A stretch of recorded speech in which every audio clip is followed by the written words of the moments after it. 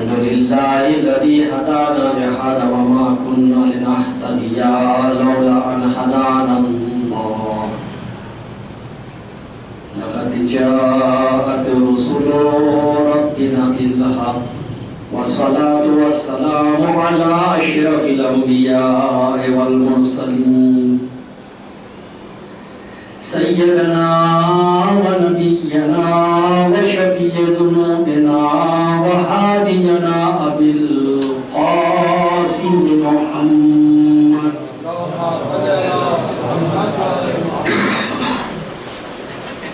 وعلى أهل بيته الطيبين الطاهرين المعصومين المظلومين. أما بعد فقد قال رسول الله صلى الله عليه وآله وسلم يا أيها الناس إن دين الله يسر.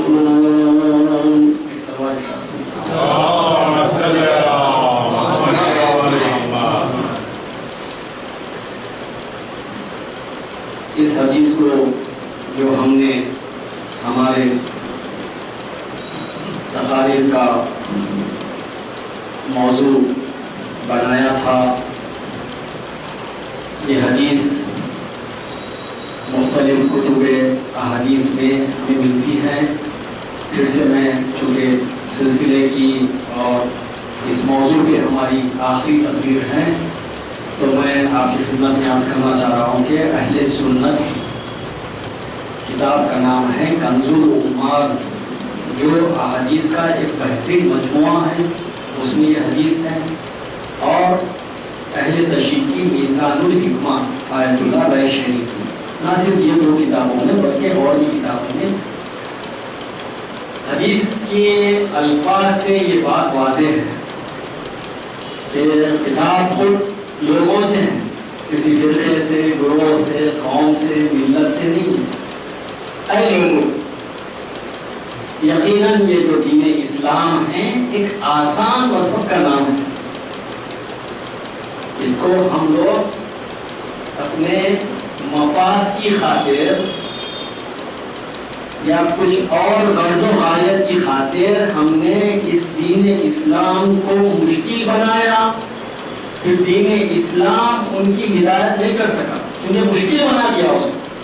دین اسلام اس وقت شروع سے ہم بارہا، اگر ہم اپنے تمام تقاریر کا اگر ہم خلاصہ کریں، سب سے پہلی گفتگو ہماری دین سے متعلق تھی. عزیزان محترم، خداوند عالم زمین پر بشریت کے لیے، ان کی ہدایت کے لیے دین بھیجا. فطری بات ہے نا، یعنی کلاس ہے اور استاد نہ ہو، بھلا یہ عمل قبول کرے گی؟ تو کلاس بھی ہے اس موضوع پر اور استاد بھی نہیں ہے. تو اللہ تعالیٰ کا انتظام ہی یہ ہوا کہ پہلے استاد کو بھیجا، بعد میں شاگردوں کو بھیجا. پہلے حکیم کو بھیجا، بعد میں بیماریاں آئیں. پہلے مبلغ اسلام آیا، بعد میں عوام لوگ آئے، تب اس میں تبلیغ ہوئی. تو دین اللہ تعالیٰ کا مقصد کیا تھا؟ دیکھو، ہم ہمارے نمائندوں کو بھیجتے ہوئے ہم ان کے حوالے اپنا قانون کر رہے ہیں، وہ دین ہے. صحیح بات ہے نا؟ جب تک قانون نہ ہو، ورنہ ہم خدا پہ گلا شکوہ کر سکتے تھے، یا اللہ تو نے ہم کو پیدا تو کیا لیکن کوئی قانون نہیں تھا کہ جس پر ہم عمل کرتے ہوئے ہدایت پا لیتے، یا تیرے منشا کے مطابق، تیرے کہنے کے مطابق ہم کامل ہو جاتے. بس اللہ تعالیٰ دین کو بھیجا. دین کا مقصد ہی یہی تھا کہ انسان کو جہالت سے نکال کے علم کی طرف، نور کی طرف رہنمائی کرے، ہدایت کرے. اور یہی ہوا. جب دین پر انسان عمل پہرا ہوا، دین کو سمجھا، تو وہ کمال پہ پہنچا. قرب خداوند عالم اس کو نصیب ہوا. تب اللہ تعالیٰ انسانوں سے کہنے لگا کہ اے انسانوں، وَلَقَدْ كَرَّمْنَا بَنِي آدَمَ، اے لوگوں ہم تو تم کو بامکرم، با احترام یعنی احترام والا شخص بنا کے زمین پہ بھیجے ہیں. تو تم اپنی عظمت کو سمجھو کہ ہم اپنے نمائندوں کو بھیجے, دین کو بھیجے, اور تم اپنے مقام کو سمجھو کہ تمہارا مقام کیا ہے.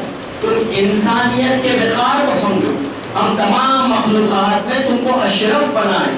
کس بنیاد پر؟ کہ تم یہ دین پر عمل پیرا ہو کر کمال یعنی کمال مطلق تک اللہ تعالیٰ تک پہنچ جاؤ, قرب خداوند عالم تم کو نصیب ہو جائے. پھر اس کے بعد اللہ تعالیٰ آپ کے اسلام یعنی روح شناس کروایا, اسلام پہچنوایا. دیکھو یہ ہم تمہارے لیے ایک مکتب, ایک مذہب, ایک ایسا قانون بھیجتے ہیں جو تا قیامت تمہاری ہدایت کرتا رہے گا, اور وہ تمام دیگر ادیانوں سے, وہ تحریف سے پاک رہے گا. دوسرے ادیان کیوں باطل ہیں؟ چونکہ وہ آپ کے اس میں ملاوٹ ہو چکی ہے. دین اسلام میں جیسا کہ خود قرآن کا ہم نے وہ آیت شریفہ بھی اس ذیل میں پڑھی تھی, اِنَّا نَحْنُ نَزَّلْنَا الذِّکْرَ وَإِنَّا لَهُ لَحَافِظُونَ, ہم ہی اس قرآن کے نازل کرنے والے ہیں اور ہم ہی تا قیامت اس کی حفاظت کریں گے. کا مطلب کیا ہے کہ اس میں ایک لفظ بھی نہ کم ہوگا نہ اضافہ ہوگا. بس یہ آپ کے تا قیامت بشر کے لیے آپ کے ہدایت کرتا رہے گا. عزیزان مطلب جب ہم اسلام کو سمجھے, اور اسلام کے مختلف ہم معنی بھی کیے تھے کہ اسلام مختلف مراحل سے گزر کر اسلام صرف کلمہ شہادتین کا پڑھ لینا نہیں ہے, بلکہ کلمہ شہادتین کے بعد کئی مراحل سے جو کہ ہم نے ذکر کیا تھا اس حدیث میں کہ یقین ہے, تصدیق ہے, اقرار ہے, آپ کے عمل ہے, ادا ہے, یہ سب کرتے ہوئے آخر میں عملی میدان آتا ہے کہ تم اقرار کرتے ہوئے اپنے اعضاء اور جوارح سے اسلام کو پیش کرو. تو ہم نے ایک بہترین مثال دی تھی, شاید آپ حضرات کو یاد ہوگا کہ یہ دین اسلام اگر عمل سے نہ ہو تو کوئی بھی ایک مسلمان کے ہاتھ میں وہ جو کہ عملی طور پر یعنی اسلام کو قبول نہ کیا ہو, صرف ظاہری وہ کلمہ شہادتیں پڑھتا ہو, تو اس کی ہم نے مثال دی تھی کہ وہ ایسے ہی ہے کہ جیسے کہ ایک دیوانے کے ہاتھ میں تلوار دے دینا. کیوں؟ کیونکہ وہ اگر اس کے ہاتھ میں تلوار آ جائے گی تو وہ تباہ و بربادی کرے گا. اور ایسے ہی ہوگا کہ کلمہ شہادتین کے پڑھ لینے کے بعد اب ذمہ داریوں میں اضافہ ہو گیا ہے کہ وہ مراحل کو گزرنے کے بعد عملی طور پر انسان پیش کرے کہ دیکھو اللہ جن باتوں کی حکایت توصیہ کر رہا ہے, نصیحت فرماتا ہے, اس پر میں عمل پیرا ہوں. تب جا کے ہم کہیں گے کہ وہ سچا مسلمان ہے, وہ حقیقی معنی میں مسلمان ہے, کیونکہ وہ اسلام کی تعلیمات کو اپنایا ہوا ہے. عزیزان محترم, اس کے ساتھ ساتھ ہم ایک اسلامی معاشرے کے عنوان سے ہم گفتگو کیے تھے کہ اسلام چاہتا ہے کہ معاشرے میں آپ کے اصلاح ہو, معاشرہ دینی ہو. معاشرے میں اگر کچھ اللہ کی عبادتیں اگر جاری کی جائے, کچھ واجبات دینی کی ادائیگی ہو, تو وہ معاشرے کو ہم محفوظ کر سکتے ہیں. وہ معاشرہ حقیقی معنی میں اسلامی معاشرہ کہلائے گا. وہ عبادتوں کا نام ہے, وہ واجبوں کا نام ہے, امر بالمعروف نہی عن منکر. کہ جب انسان آپ کے لوگوں کو برائی کرتے روکے گا اور نیکیوں کی طرف بلائے گا, وتواصوا بالحق وتواصوا بالصبر کا یہی مطلب ہے عزیزو, کہ ہم کو توصیہ کرنا ہے, ہم کو جو ہے اگر کوئی غلط راستے پہ جا رہا ہے اس کو ہدایت کرنا ہے, اور آپ کے اسی طرح سے نیکی کو پھیلانا. یہ ایک اسلامی معاشرہ ہوا تھا. پھر اس کے بعد ہم نے دنیا اور آخرت کو, اللہ تعالیٰ بشر کو, انسانوں کو, مسلمانوں کو دنیا میں بھیجا. تو دنیا والے یہ سمجھ لے کہ یہ دنیا تمہارے لیے کیا معنی رکھتی ہے اور آخرت تمہارے لیے کیا ہے. تو بعض حضرات جو غلط معنی لیے تھے وہ یہ کہہ دیے تھے کہ ہم کو تو دنیا سے کوئی تعلق ہی نہیں ہے, ہم کو روحانیت سے سروکار ہے, ہم ایک گوشہ نشین ہو جائیں گے, ایک گوشہ کنار میں ہم اللہ کی عبادت کر لیں گے اور اسی طرح سے ہم اس دنیا سے گزر جائیں گے. اسلام اس کو پسند نہیں کرتا ہے. لا روحانیت فی الاسلام, اسلام میں ایسی روحانیت, ایسا کام, ایسا فعل دین سے نہیں ہے, اسلام سے نہیں ہے. سخت ناراض ہوئے ہمارے بزرگ اور اس کے ساتھ ساتھ ہم دنیا کی اللہ تعالیٰ ائمہ کے ذریعے سے قرآن کے ذریعے سے یہ بتلا دیا کہ دیکھو دنیا تمہارے لیے مقدمہ ہے، دنیا مزرعۃ الآخرہ، آخرت کے لیے کھیتی ہے۔ اگر تم آخرت میں اگر اونچا مقام چاہتے ہو تو دنیا میں آپ کے وہ آخرت کو حاصل کرنا ہوگا، یہ تمہارے لیے مقدمہ ہے۔ اور وہ سب باتیں ہیں کہ یہاں پہ یہ ہے کہ آخرت یہ دنیا، اگر انسان آخرت کو چھوڑ کے دنیا کو ابدی سمجھ کے اگر دنیا سے وابستہ ہوگا تو ایسی دنیا کی اسلام میں مذمت واقع ہوئی کہ اپنے کو دنیا سے وابستہ مت کر لو، اور بہتر یہ ہے کہ تم آخرت کی سوچو۔ یہ دنیا ایک موقتی، اور آپ کے کئی مثالوں سے حدیثوں سے ہم نے اس کے فلسفے کو واضح فرمایا۔ پھر اس کے بعد دیکھیں آپ کے تعلیم، جو سب سے زیادہ اہمیت دیا اسلام تعلیم کے اوپر، کہ قرآن مجید کی سب سے پہلی آیت کی جو ہے آپ کے تعلیم کے عنوان سے آئی ہے، اور ساتھ ساتھ آپ کے اسلام چاہتا یہی ہے کہ جو کوئی اسلام قبول کر لے تو اسلام نہیں چاہے گا کہ وہ جاہلیت میں رہے، وہ جہالت میں مبتلا رہے، وہ چاہے گا کہ نور کی طرف آئے، علم کی طرف آئے۔ اور اسلام تو یہ چاہتا ہے کہ ہر مسلمان ہر شعبے میں علوم جتنے بھی ہیں، جیسا کہ ہم ابن عربی کا وہ قول بھی آپ کے سامنے نقل کیے تھے کہ 77,000 یعنی 77,000 سے زیادہ کہتے علوم عصری یعنی نئے علوم قرآن میں موجود، وہ تمام علوم آپ کو قرآن میں ملیں گے۔ ولا رتب ولا یابس الا فی کتاب مبین، ہر خشک و تر اللہ تعالیٰ اس کتاب میں محفوظ کر دیا ہے۔ صرف جستجو کرنے کی ضرورت ہے، صرف ہدایت طلب کرنے کی ضرورت ہے، تو قیامت تک اللہ تعالیٰ اس کی ضمانت لے گا۔ عزیز جو آج کی گفتگو ہماری وہ ہوگی تو حساس گفتگو ہے آج مسلمانوں کے لیے۔ ایک گرچہ کہ دیکھا جائے تو اگر دنیا والے اگر ہو سکتا ہے اس کو جو ہے آپ کے کچھ اور اس کے معنی لیں، لیکن حقیقت میں وہ ہے اقتصاد۔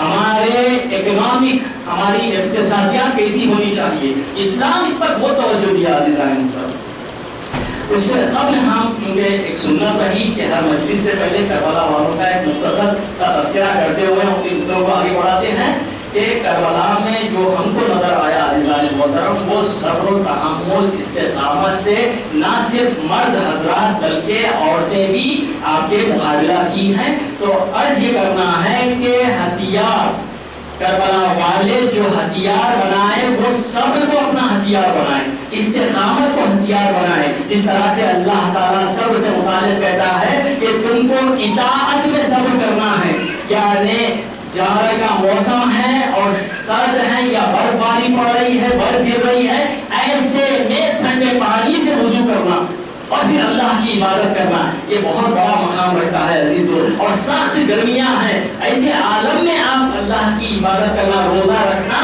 یہ کہتے ہیں اطاعت پر صبر کرنا۔ یعنی حج کا موقع ہے اور آپ ناتوان ہیں یا مشکلات ہیں، اور ایسے میں صبر کا دامن تھامے ہوئے وہ اللہ کی عبادت کو انجام دینا، یہ علماء اخلاق بیان کرتے ہیں اور کہتے ہیں کہ ایک صبر ہے کہ جو آپ کے معصیت پر یعنی ترک معصیت پر کیا جاتا ہے، کہ ہم جب گناہ کرتے ہیں عزیزو تو ہم ڈٹ کے گناہ کرتے ہیں، ہم کو ذرا بھی احساس نہیں ہوتا ہے کہ ہم یعنی اللہ کو ناراض کر رہے ہیں۔ دیکھیے گناہ چھوٹا ہو یا بڑا ہو، گناہ کا تعلق ہے اللہ کی نافرمانی سے۔ ایک سلوات پڑھیں محمد سمجھ کے نہ کریں آپ یہ تو چھوٹا موٹا گناہ ہے، یہ تو کچھ بھی نہیں ہے، کچھ ایسے ہی ہو گیا، نہیں، ہر گناہ اللہ کے مقابل میں آئے گا، اور ہر گناہ اللہ کی نافرمانی ہے، پر اس سے اجتناب کرنا ہے۔ تو ترک معصیت پر یہ بہت مشکل بھی کام ہے، یعنی گناہوں کو چھوڑتے ہوئے ہم اللہ کی یعنی بارگاہ میں ہم صبر کریں، صبر کا دامن تھامے رہیں، استقامت سے کام لیں، تب وہ مشکل مرحلہ ہے لیکن یہی عبادت ہے، اسی کو صبر کہتے ہیں۔ ایک صبر ہوا اطاعت پر، ایک ہوا ترک معصیت پر، تیسرا صبر ہے وہ مصیبت میں۔ مصیبت میں صبر حقیقت میں شاید ہم نے وہ مصیبت دیکھی ہی نہیں جو ہم کربلا والوں کا تذکرہ آپ کے سامنے کرتے ہیں۔ کبھی چھوٹی سی پریشانی مشکل ہمارے پاس ہمارے خاندان والوں کے لیے ہمارے گھر والوں کے لیے آن پڑتی ہے تو یقین مانیے کہ ہمارے پیر میں چپل نہیں ہوتی، یعنی ہم بے چین ہو جاتے ہیں، زمین ہمارے پیروں کے نیچے سے نکل جاتی ہے، ایک چھوٹی سی مصیبت، مگر کربلا میں کیا کچھ گزر گیا اور استقامت سے، اور جس میں ہم جو شہزادیوں میں ہم نام لیں گے وہ ہے حضرت زینب سلام اللہ علیہا۔ زینب کا صبر، حضرت زینب سلام اللہ علیہ کا صبر کربلا میں نہیں عزیزو، حضرت زینب سلام اللہ علیہ کا صبر کربلا میں نہیں ہے بلکہ مدینے سے شروع ہو رہا ہے، اس وقت سے شروع ہو رہا ہے جب سے آپ نبی اکرم حضرت محمد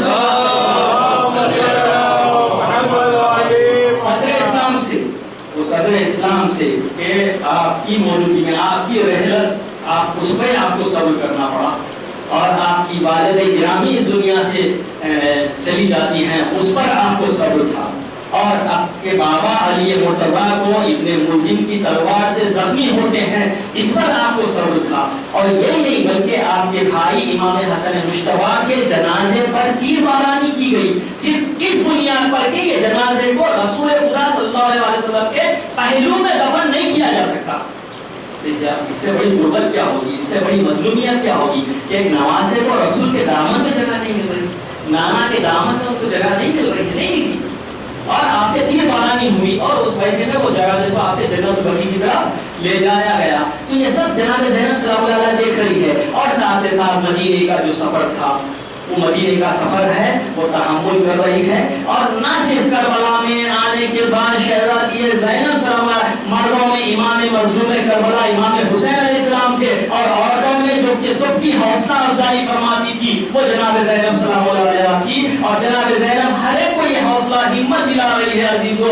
ارے وہ 18 سال کا جوان جو جناب زینب کے زیر نگرانی تربیت پایا تھا، وہ جب آپ کے دنیا سے گزرا تو زینب کے دل سے پوچھئے یہ کیا مصیبت ہے، زینب کے دل سے پوچھئے کہ ان کے دو نونہال اور محمد اس دنیا سے چل بسے، زینب کے دل سے پوچھئے جناب قاسم کی کیا شہادت تھی۔ عزیزان محترم، یہ سب شہادتوں کو دیکھنے کے بعد استقامت سے کام لینا، صبر کا دامن تھامنا، تاریخ نہیں بتا سکتی۔ اگر کوئی کہتا ہے تو یہ جھوٹا ہے کہ جناب زینب نے گلا کیا ہو، جناب زینب نے شکوہ کیا ہو، ہرگز نہیں۔ جناب زینب کا استقامت یہ بتا رہا ہے کہ دیکھو میں دین کی نصرت کے لیے آئی ہوں، دین کی حمایت کے لیے آئی ہوں، اور وہ حوصلہ اللہ کی جانب سے تھا عزیزو۔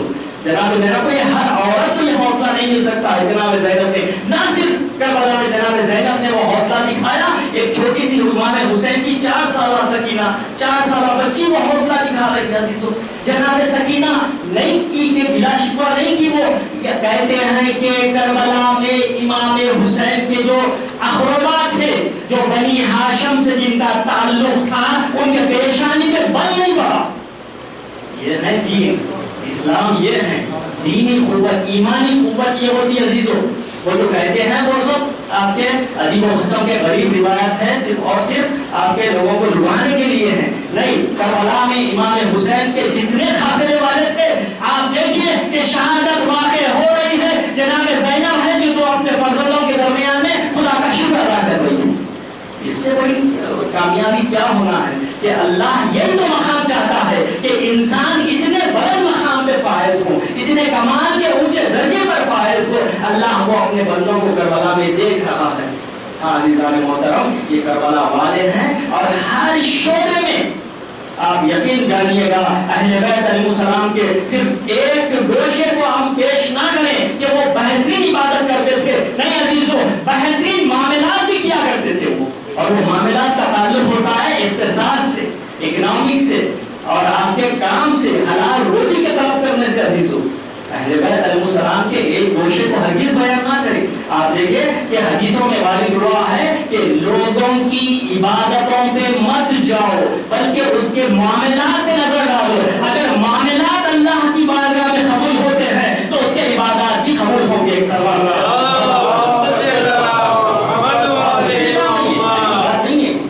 بہت مشکل بھی ہے یہ چیز کہ معاملات انسان کے صحیح ہو، کہ اس میں بیٹھ ڈگمگا جاتی ہے، دنیا کی دولت میں انسان گرفتار ہو جاتا ہے، اس میں جو ہے اس کا، تو یہاں پہ اسلام جو ہے بہت زیادہ تاکید کرتا ہے، چونکہ بشر کو بھیجا ہے زمین پر، تو وہ اقتصاد بھی چاہتا ہے کہ اللہ کے انسان، وہ مسلمان جو کلمہ شہادتین پڑھ چکے ہیں، وہ جو ہے آپ کے فخر و تنگدستی سے بھی نجات پالے۔ اور ان کے لیے ایک اسلامی نظام جو ہے اقتصاد کا جو ہے بنایا ہے تاکہ انسان جو ہے مضبوطی سے ڈٹے رہے۔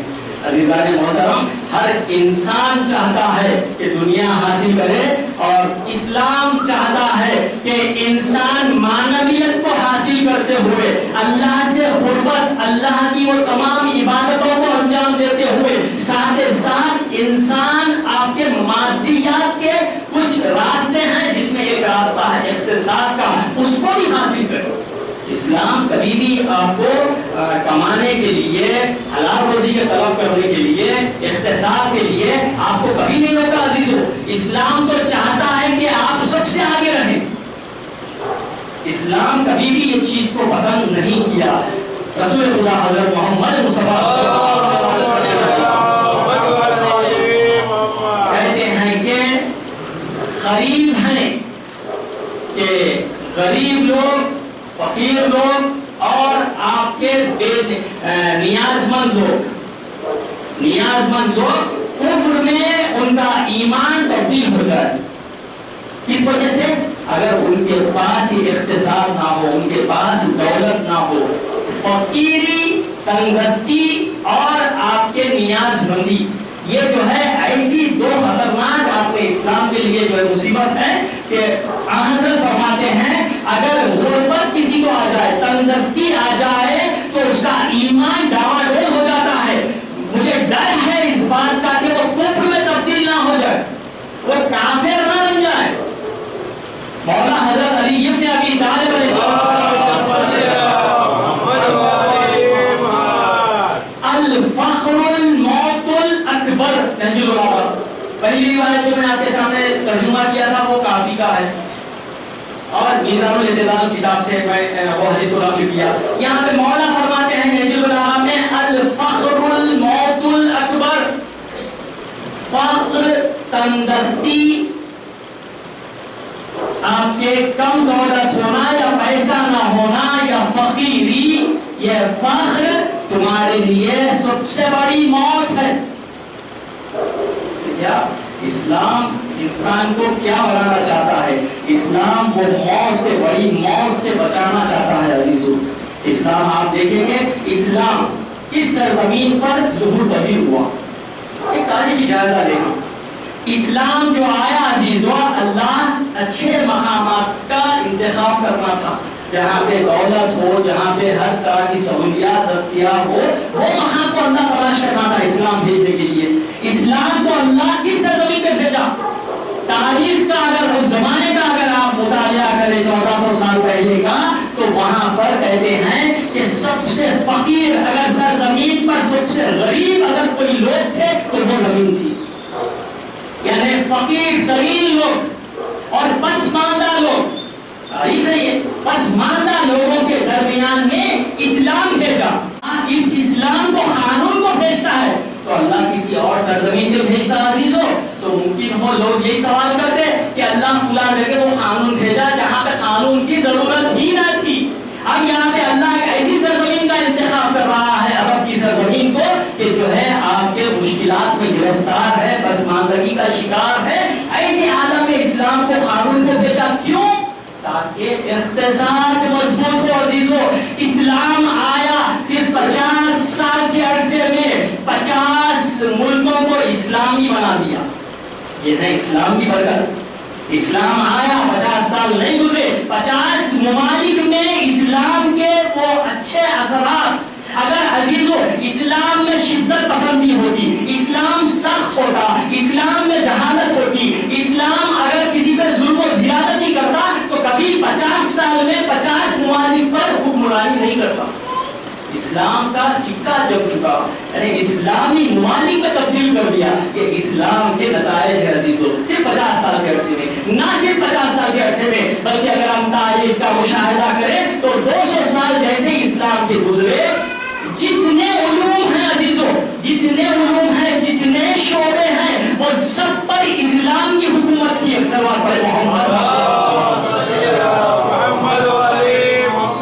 ریاضیات کا میدان لے لیجئے، سماجیات کا میدان لے لیجئے، طبیعیات کا میدان لے لیجئے، بڑے بڑے فلاسفر ہیں، یا آپ کے لے لیجئے آپ کے ہر علوم، ریاضیات لے لیجیے، علم نجوم لے لیجیے، جتنے علوم تھے سب کے سب مسلمان، سب کے سب استاد مسلمان. اور اسلام ہے جو صرف 200 سال کے عرصے میں ساری دنیا پہ اپنی حکمرانی کر رہا ہے. عزیزو اللہ تو یہی چاہتا ہے نا، اللہ تو یہی چاہتا ہے کہ ہم انسان کو بھیجے ایک بہترین سسٹم کے ساتھ، اور وہ سسٹم پہ اگر عمل پیرا ہو تو ہم اس کو کمال پہ پہنچا دیتے ہیں اور ایسے ہی اونچائی پہ. اور وہ چاہتا ہے کہ اقتصاد ہر حالت میں اس کا جو ہے اقتصاد محفوظ ہو جائے. عزیزو کبھی بھی غریبی کو، فقیری کو اللہ پسند نہیں کرتا.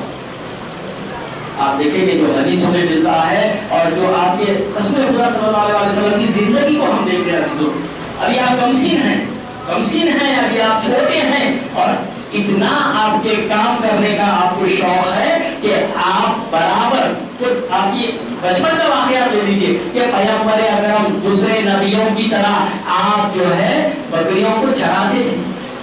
بکریوں کو چرانا روایت میں ہے، خدا حضرت فرماتے ہیں کہ کوئی نبی زمین پر نہیں بھیجا گیا اور زمین پر آنے کے بعد وہ آپ کے بکریوں کو نہ چرایا ہو.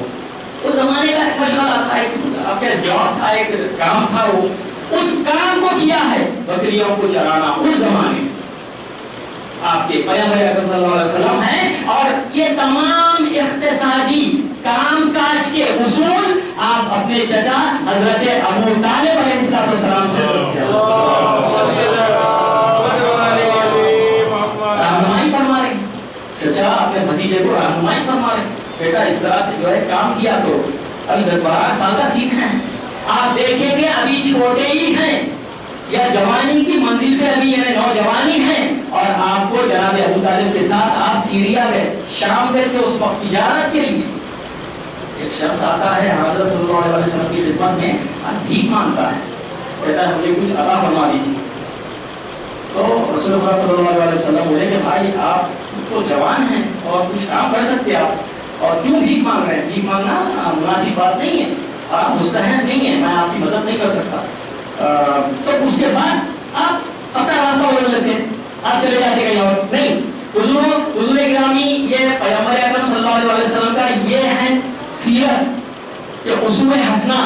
اگر بھیک مانگنے والے کو کہتے کہ میں بھیک تم مستحق نہیں ہے، میں نہیں دیتا بولتے، اگر آپ اپنا راستہ بدل دیتے چلے جاتے تو شاید اعتراض ہوتا کہ یا رسول اللہ یہ کوئی ایسا جواب ہے آپ کا. لیکن حضرت اس کو ایک قانون بتا رہے، ایک سسٹم، ایک طریقہ کار بتا رہے. کہتے ہیں کہ بھائی تو جوان ہے، تو تجارت کیوں نہیں کرتا؟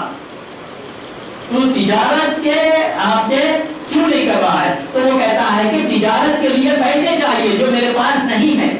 اب دیکھیے وہی حضرت ہے جو پہلے بھیک مانگنے پہ آپ نے مدد نہیں کی، اب اگر تجارت کے لیے وہ مطالبہ کرتا ہے تو آپ اس کو ایک رقم دیتے ہیں، کہتے ہیں کہ یہ رقم لے اور اس شہر سے فلاں چیز خرید اور فلاں شہر میں جا کے بیچ.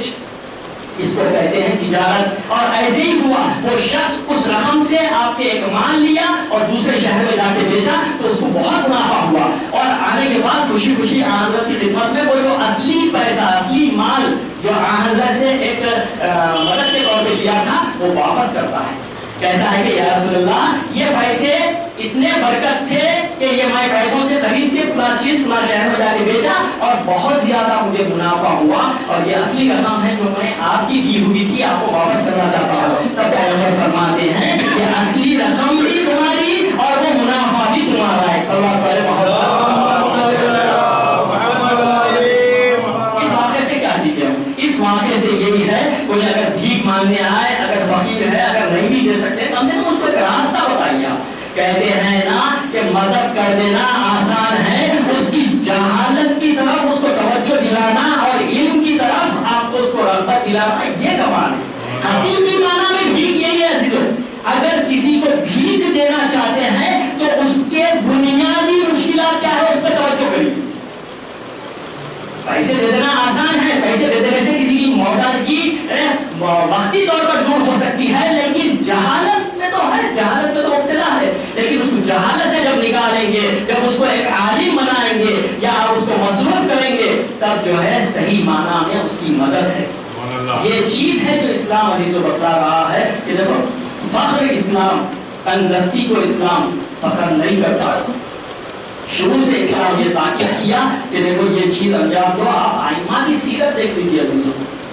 مولا متقیان حضرت علی ابن ابی طالب علیہ السلام یہی سنے تھے نا, مولا کی بات ہر لمحہ ہر وقت آپ کا عبادت میں گزرا. عزیزو حدیثوں میں آیا ہے عبادت کی 70 قسمیں ہیں. عبادت کی 70 قسمیں ہیں. سب سے بہترین عبادت, بافضیلت عبادت وہ 70 عبادتوں میں حلال روزی کا طلب کرنا ہے.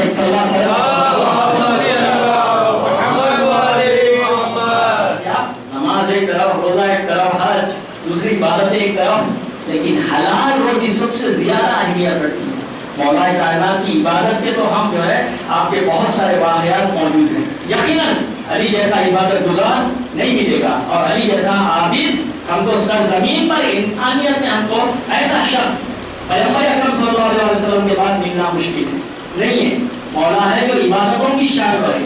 حقیقت میں رات رات بھر ہزاروں رکعت نماز پڑھتے, پھر وہی علی ہیں صبح میں کام بھی کرتے تھے, نوکری کرتے تھے. عزیزوں آج کہتے ہیں کہ ہم ایک رائل فیملی کے ہم جو ہے نواب ہیں اور ہم نوکری کریں, کسی کے یہاں غلامی کریں.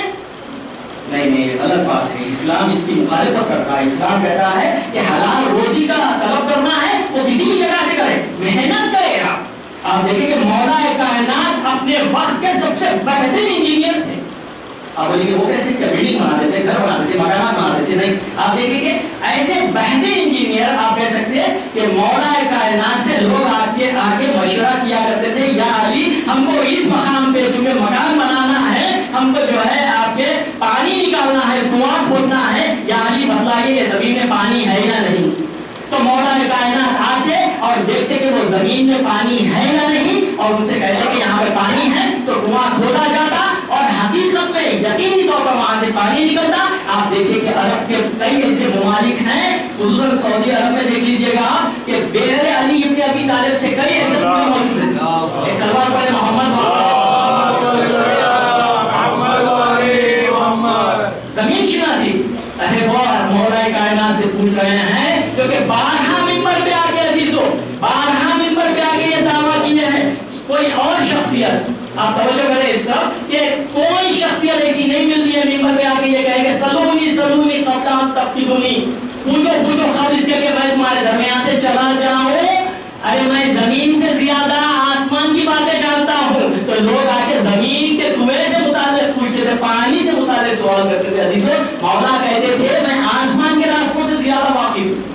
مگر اس میں کسی نے اتنا فہم و شعور نہیں تھا, سمجھ نہیں تھی کہ علی سے وہ چیزیں دریافت کر لیتے. آج نہج البلاغہ میں کئی خطبے عکاسی کرتے ہیں. نہج البلاغہ میں پہلے ہی مولا فرما دیے تھے لوہا اڑے گا. نہیں سمجھ نہیں آیا یہ لوہا کیسا اڑے گا, آج پلین کی صورت میں اڑ رہا ہے. آج کئی ایسی باتیں ہیں, اگر آپ تحقیق کرتے جائیں گے تو نہ صرف مولا علی ابن ابی طالب جو ہے عبادتوں میں آپ جو ہے ایک امتیاز رکھتے ہیں, آپ کے کاموں میں بھی آپ جو ہے کنواں کھودنے میں, کنویں کی نشاندہی میں مولا کا کوئی نظیر نہیں ملتا ہم کو اس وقت. پھر اس کے بعد آپ ہی کے فرزند ہیں حضرت امام جعفر صادق علیہ السلام. وہ ایک عبادت والی اور جنگوں کے شجاع شجاع کی بہترین ہم مثال دیے مولا کائنات کی. ایک چھٹے امام ہیں جو اپنے وقت کے سب سے بہترین بڑے استاد ہیں, اور ایسے استاد جو ابھی 200 برس اسلام کو نہیں گزرے, یہ تمام علوم میں آپ کو مہارت ہے, اور اسلامی علوم کو آپ اپنے شاگردوں کے ذریعے سے پھیلا رہے ہیں. صرف ایک استاد کو, ایک عالم کو مکتب اور مدرسے سے محدود نہیں ہونا چاہیے. یہ چھٹے امام بتلا رہے ہیں کہ دیکھو میرے مکتب میں کئی ہزاروں طلبہ ہے جو درس حاصل کرتے ہیں, مگر میں ہوں جو دن میں اپنے اہل و عیال کے لیے نفقے کے لیے کام کرتا ہوں. اور کام کرتے تھے. ایک دفعہ بیلچہ لیے ہوئے کھیت میں کام کر رہے ہیں, مولا چھٹے امام کھیت میں کام کر رہے ہیں. آپ کے صحابی آگے بڑھ کے کہتے ہیں مولا اور سخت دھوپ ہے, تبازت ہے, اور اس میں آپ جو ہے محنت کر رہے ہیں, آپ کے عرق جاری ہے, پسینہ جاری ہے, آپ تھوڑا سا مجھے موقع دیجئے, میں یہ کام کر لوں گا. آج کے زمانے کے علماء قبلہ ہوتے تو بالکل آپ کے بے فرمائے یا مثال کے طور پہ بسم اللہ بولتے چھوڑ دیتے اس کے ہاتھ ہی. نہیں عزیزو, چھٹے امام نے کہا کہ یہ کام جب میں کرتا ہوں تو مجھے دلی کہ میں اپنے اہل و عیال کے لیے یہ محنت کر رہا ہوں. پھر اس کے بعد اور بھی اماموں سے ملتا ہے کہ اگر ہم یہ کام نہ کرتے تو تم جیسے لوگوں کے سامنے ہاتھ پھیلانا پڑتا ہے. سوال بڑے کاروبار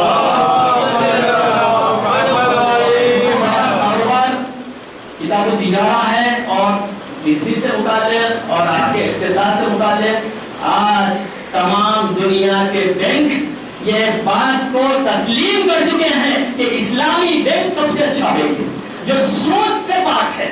دیکھیں آپ یہ اسلام ہوتا ہے. آج اس کی تشنگی اس کی کمی کو آج سارے لوگ محسوس کر رہے ہیں.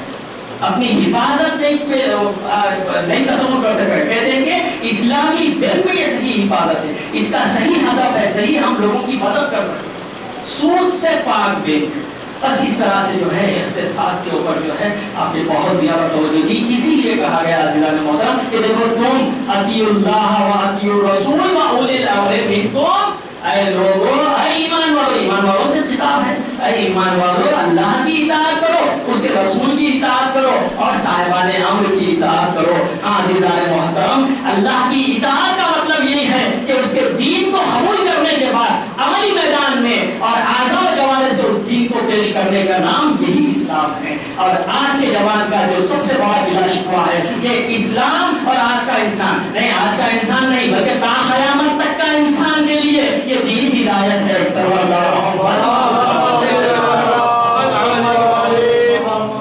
عزیزان محترم, ان سے وابستہ ہونے کے لیے کہہ رہا ہے کیونکہ یہ جو کہتے ہیں وہ کرتے ہیں.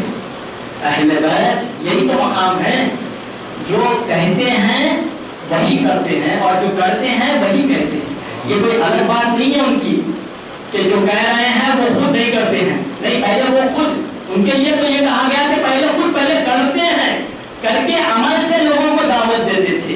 عزیزان محترم, اطیعوا اللہ و اطیعوا الرسول کے ساتھ ساتھ ہم ردیف صاحبان امر کو قرار دیا گیا ہے. صاحبان امر سے مراد اہل بیت علیہ السلام 12 امام ہیں. اور ایسے امام آپ عزیزان محترم آپ دیکھیں کہ اللہ, اگر ہم کسی سفر پہ اگر ہم جاتے ہیں تو اپنی کمپنی کو کس کے حوالے کر کے جاتے ہیں؟ ایک بااعتماد شخص کے حوالے کر کے جاتے ہیں یا نہیں؟ مثال کے طور پہ معلوم ہو کہ آپ ہی کی کمپنی میں ایک جھوٹا ہے, چور ہے, اس کے حوالے آپ اس کمپنی کو کر کے جاتے نہیں جاتے. یہ ایک فطری بات ہے. ہر انسان چاہتا ہے کہ میرا کام, میری آپ کے فیکٹری, میری جو ہے آپ کے کمپنی محفوظ رہے. عزیزو, تو خدا بھی تو چاہے گا نا کہ میرا دین ہے تو ہر طریقے سے وہ محفوظ رہے. تو میں ایسے لوگوں کے ہاتھ میں دین کروں گا جو معصومین ہو, جو گناہوں سے بچتے ہو, جو عمل سے لوگوں کو دعوت دیتے ہو. صلوات علی محمد. ایسے ہی ہوا کہ معصومین کے حوالے یہ دین ہوا. عزیزو, یہ معصومین ہیں اپنی عملی اسلام کو کربلا میں پیش فرما ہے. کربلا میں کس طرح سے پیش فرما ہے آپ دیکھو. اگر عبادت کو لیں گے تو آج ہی کی شب ہے, شب عاشور ہے. خیمہ حسینی سے ایسی دعاؤں کی, استغفار کی, نماز کی اور قرآن کی تلاوت ہو رہی ہے. عزیزو, یہ خود راویان بتاتے ہیں, مخاطب میں لکھا گیا ہے کہ خیمہ حسینی سے مکھیاں بھی ملانے کی جیسی آواز آ رہی ہے. عزیزو, یہ قیامت کی شب ہے, ایسی شب ہے کہ یقیناً جو ان سے وابستہ ہے ان کے اوپر بہت تکلیف گزرتی ہے. یہ کربلا والوں کے لیے اگر آج کی شب کی امام حسین مہلت بھی مانگے ہیں تو یہ کہہ کے مانگے ہیں کہ آج کی شب ہمیں دے دیجئے گا تاکہ ہم اللہ کی, آپ کے دل بھر کے ہم اللہ کی عبادت کر لیں. اور ایسے ہی ہوا عزیزان محترم, یہ 9 کی شب ایسی قیامت کی شب تھی.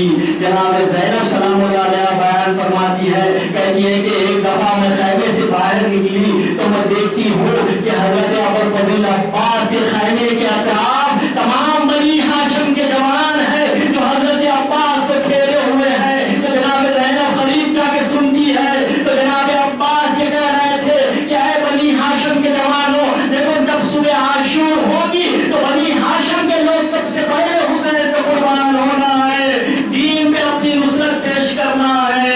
اور اس کے بعد زینب جب حبیب ابن مظاہر کے خیمے کی طرف دیکھتی ہے تو وہاں پر تمام آپ کے انصار اور تمام آپ کے اصحاب دوست موجود ہیں اور سب کے ساتھ حبیب یہ توصیہ کر رہے ہیں کہ دیکھو جب صبح عاشور ہوگی تو ہم سب سے پہلے